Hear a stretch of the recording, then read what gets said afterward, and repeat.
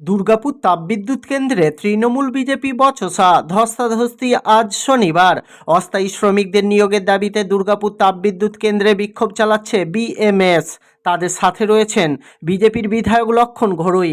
গতকাল শুক্রবার কারখানা কর্তৃপক্ষের লোকজনকে কারখানায় ঢুকতে বাধা দেয় বিক্ষোভকারীরা, কিন্তু আজ শনিবার সকালে বিক্ষোভ শুরু করার আগে তৃণমূল সমর্থকরা অস্থায়ী শ্রমিকদের কারখানায় প্রবেশ করায় বলে অভিযোগ, এবং তারপরেই গেট আটকায় বিজেপি কর্মী সমর্থকরা। স্লোগান পাল্টা স্লোগানে উত্তপ্ত হয় কারখানা চত্বর। সেখান থেকেই বচসা ও ধস্তাধস্তি শুরু হয়। এই ঘটনায় 2 জন আহত হয়েছেন বলে জানিয়েছেন বিজেপি বিধায়ক, যদিও অভিযোগ অস্বীকার করেছে তৃণমূল। তাদের দাবি, বহিরাগতদের এনে কারখানার গেটে অশান্তি সৃষ্টি করছে বিধায়ক। ছিলেন কি হলো? দেখুন, আমরা 10 দিন ধরে অনশন করছি। আমাদের একটাই দাবি, লোকাল লোককে নিয়োগ করতে হবে। লোকাল লোক নিয়োগ না করার ফলে আমরা বেশ কিছু চিঠি করেছি, অনশন করছি, তারপরেও ম্যানেজমেন্টে ঘুম ভাঙেনি।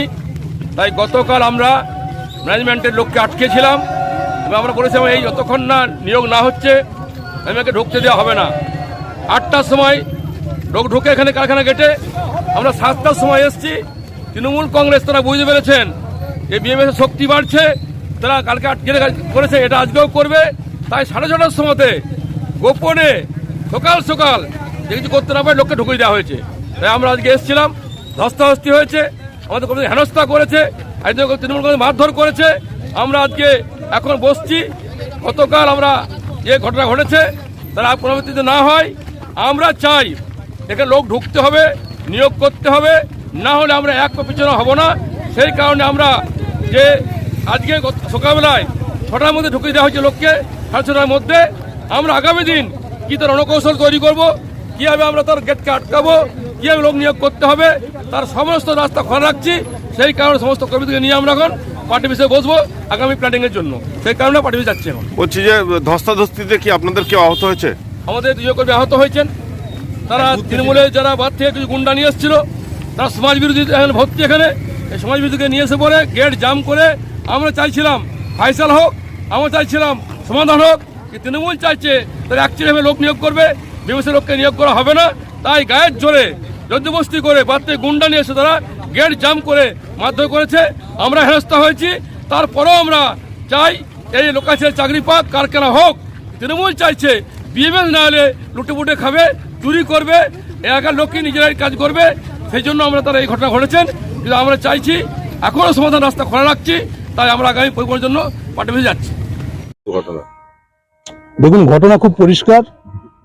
যাদের ভ্যালিড গেট পাস আছে সেই শ্রমিকরা যখন আমাদের কাজের মধ্যে জয়েন করার জন্য এখান থেকে গেটের উদ্দেশ্যে রওনা দেয়, তখন কিছু বহিরাগত মানুষ এসে তাদের পথ আটকায়।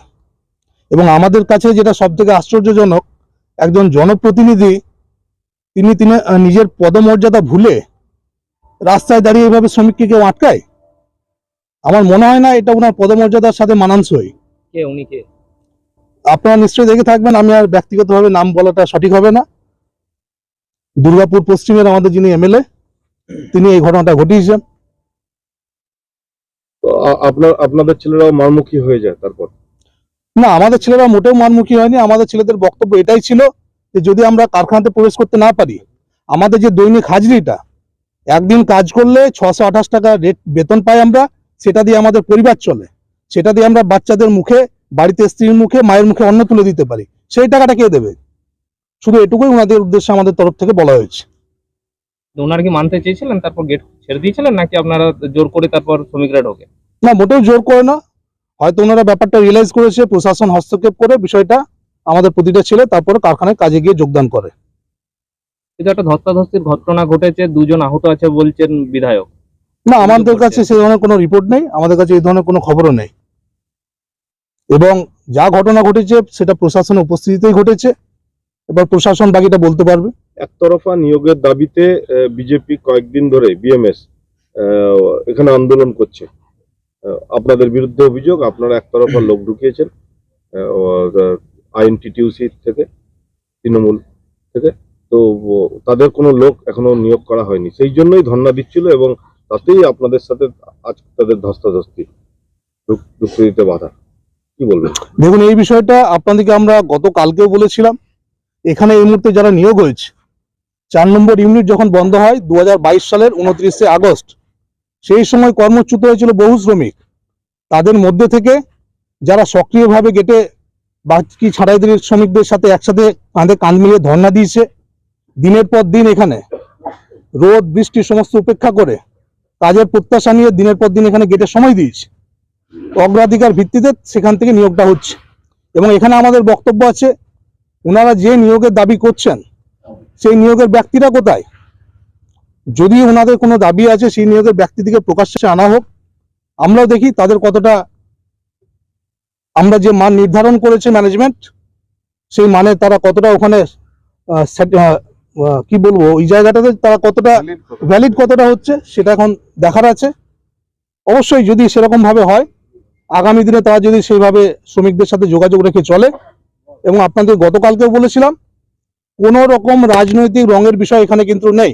প্রত্যেকের পরিচয় একটাই, সেটা হচ্ছে রিটেন্স ওয়ার্কার। প্রত্যেকেই ডিটিপিএস থেকে কর্মচ্যুত শ্রমিক, কর্মচ্যুত ঠিকা শ্রমিক প্রত্যেকেই। আপনার নাম দাদা? আমার নাম রাজু বুট, পুরসা গ্রামের বাসিন্দা এবং আইনটিডিউসি সক্রিয় সদস্য।